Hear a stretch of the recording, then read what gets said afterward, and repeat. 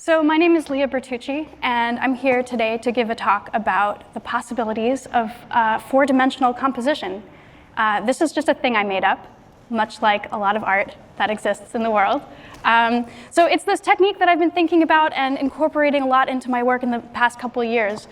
So it's this whole idea of a musical composition that exists across time and space. And what are the possibilities of three-dimensional kind of approaches, right? So we have spatialization, multi-channel speaker arrays, an audience that's allowed a roving perspective, musicians that are spatialized throughout a venue. So this is kind of like getting away from a proscenium style presentation. So that's the third dimension, and then we have the fourth dimension, of course, which is time. So how do we play with time? How do we extend time? How do we alter people's notions of time?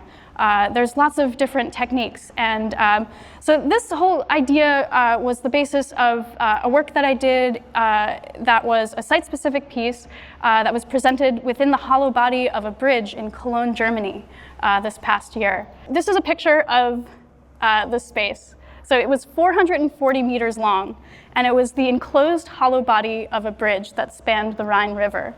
It was a very acoustically incredible space. It had about 14 seconds of decay, all sorts of amazing reflections and acoustic shadows, and all sorts of very interesting acoustic phenomena that I really wanted to explore and play with within the context of the compositions.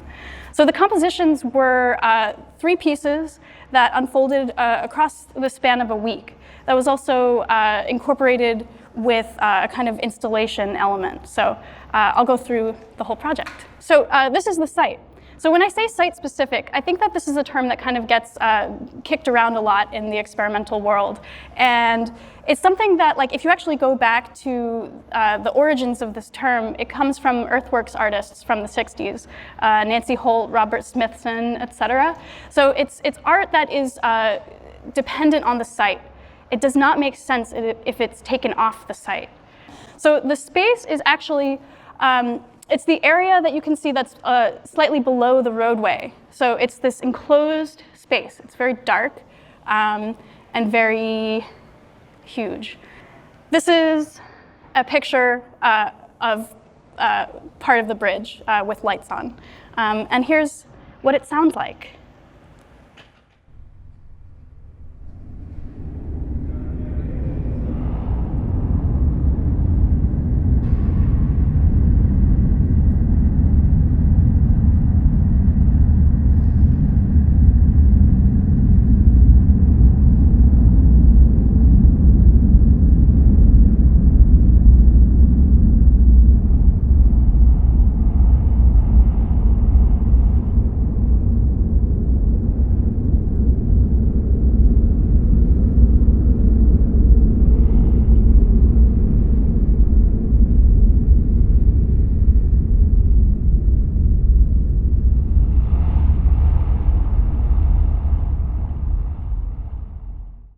So what you were hearing there is a tram that goes over the bridge once every 15 minutes or so. So this was an element that I really wanted to find a creative way to incorporate into this project. It's very low, and you can't really, it's hard to get a sense of how actually visceral this sound is. It really is very loud. It's about 96 decibels. The baseline kind of level of noise in there is about 70 decibels when the train's not going over it. So it's a very loud kind of space. So with the tram going over it, you get this really interesting kind of lateral motion, moving from one side to the next. And you can hear when the train starts, and then you can hear it get the sound kind of expand and get more intense as it goes over you, wherever you happen to be in the bridge. So this is a kind of thing that I was thinking about as I was composing these pieces of music. Here's the plan and sections of the bridge. So the first drawing that we're seeing is a side view of the bridge, very similar to the photograph I just showed you. The second drawing is a plan, so it's an overhead view. And then the third are section cuts. so you can see sort of the nature of the hollow body. So when I was developing the score for this piece, I was using the architectural layouts as a way to design how I was going to place players in the space.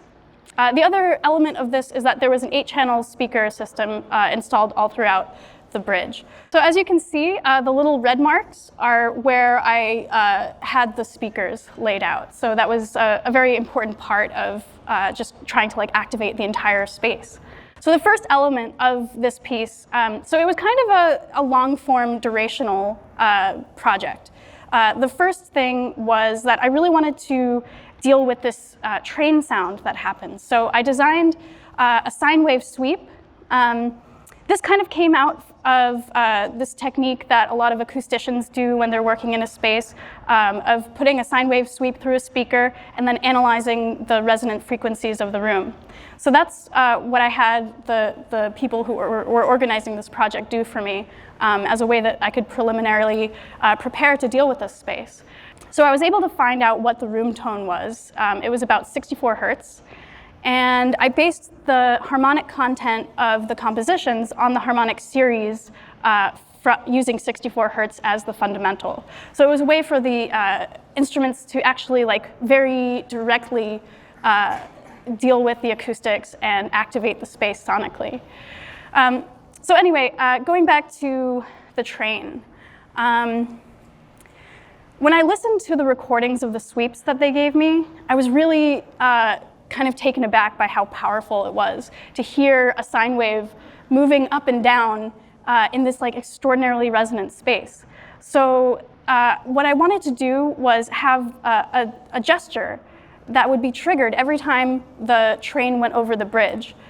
So it was like, basically it was a sine wave that would start super low in one speaker, and then it would go up and then come down into another speaker. So it was this sweep that kind of went in this kind of motion across. So it was kind of alluding to that lateral motion I was talking about.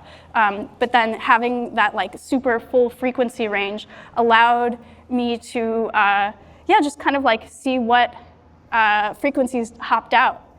So you can hear one of these sweeps.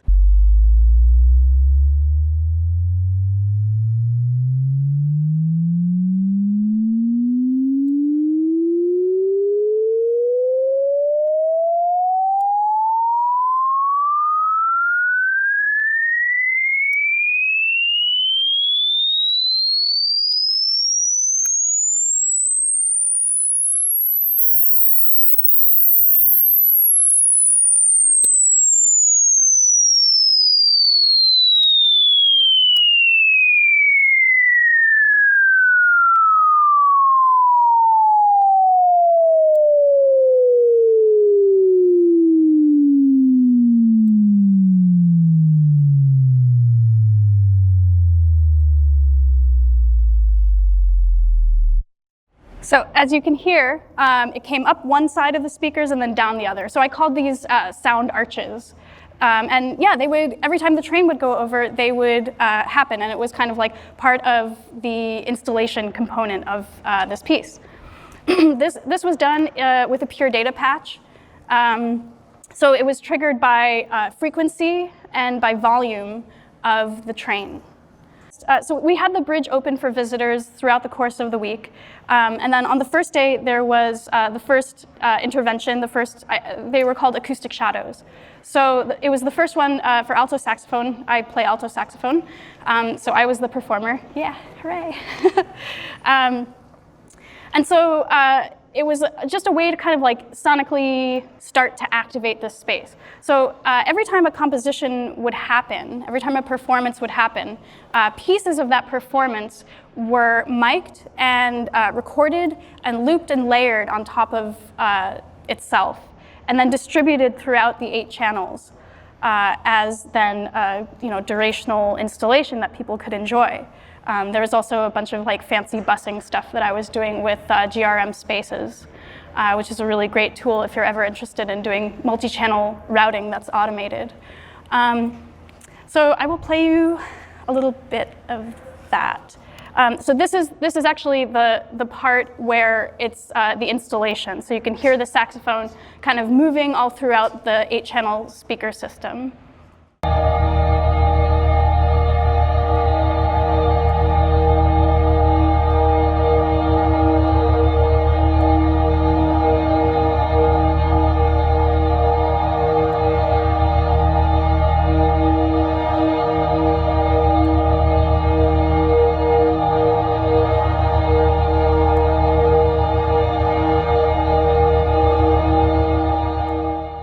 As it turns out, it's very difficult to document a spatialized, site-specific piece of art.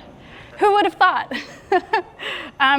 But so the way that I was kind of conceiving of it is that it's a sound that moves from one side of the speakers to the other, and it was actually 3 loops that were overdubbed and kind of layered that would be kind of just circumambulating amongst the speakers. So you could walk freely throughout the bridge and always have like a different perspective depending on where you're standing. If you're standing in one place for a long time, you'll hear that movement.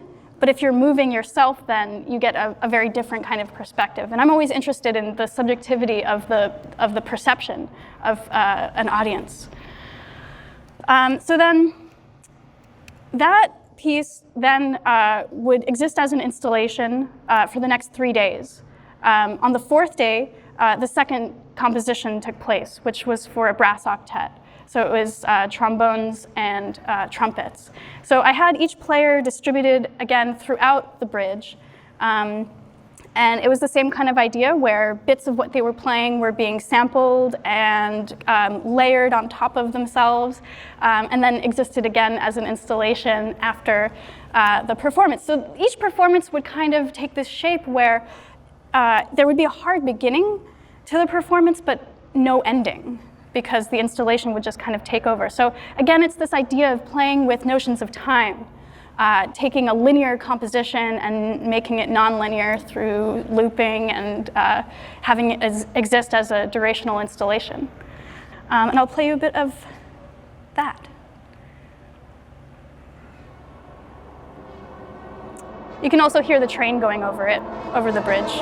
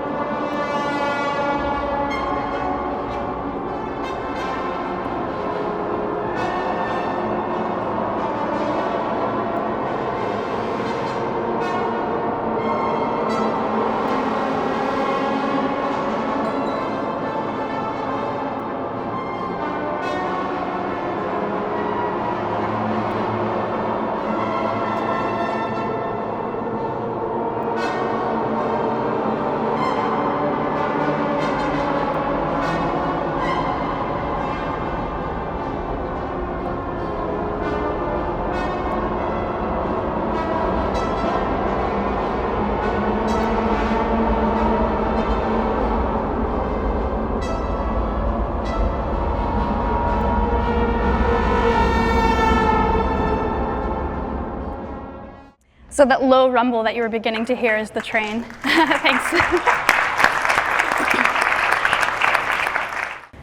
So then the third and final piece was for percussion. So it was 3 percussionists.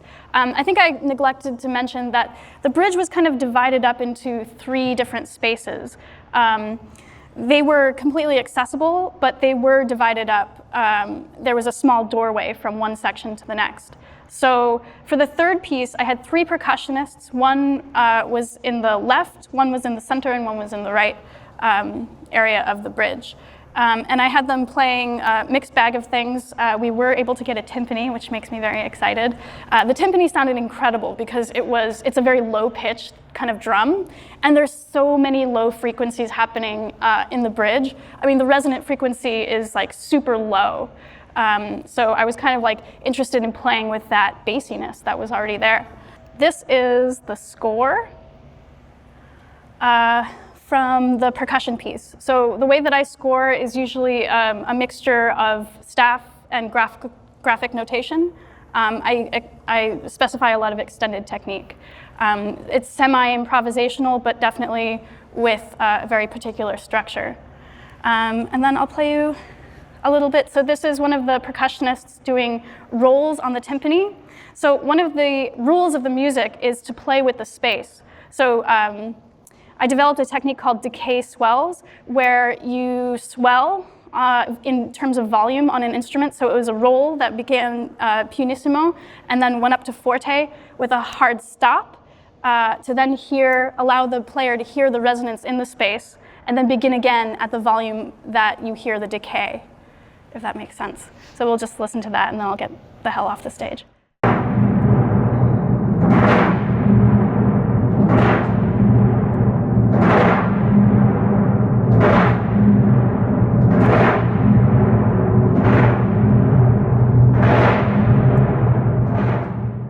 So again, it's very difficult to document this stuff, but I hope that you could kind of hear the way that the sound was traveling through the space and then reflecting at the end of the corridor and coming back. That's all.